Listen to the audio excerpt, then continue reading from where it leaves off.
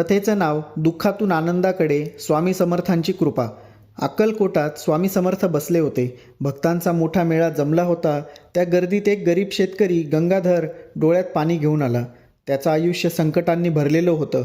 शेतात पीक येत नव्हतं, घरात धान्य नव्हतं, मुलं उपाशी झोपायची, कर्जदार दार ठोकत होते. गंगाधरच्या मनात एकच विचार होता, स्वामींना भेटल्याशिवाय मी परत जाणार नाही.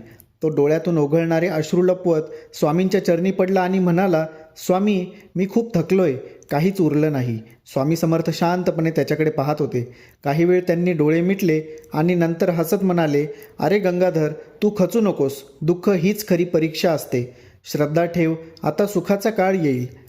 स्वामींनी त्याला एक मूठ भात देत सांगितले, हे घे, घरी जा, तुझं संकट संपेल. गंगाधरने त्या मूठ भाताला नम्रतेने स्पर्श केला आणि घरी परतला. घरी पोहोचून त्याने तो भात शिजायला ठेवला. पण आश्चर्य, तो भात कितीही काढला तरी संपेना. काही दिवसात त्याच्या घरी सुखसमृद्धी परत आली.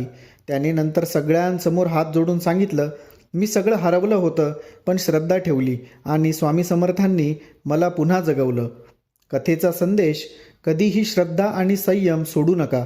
कठीण काळ संपतो, पण श्रद्धा असेल तर चमत्कार नक्की घडतो. श्री स्वामी समर्थ.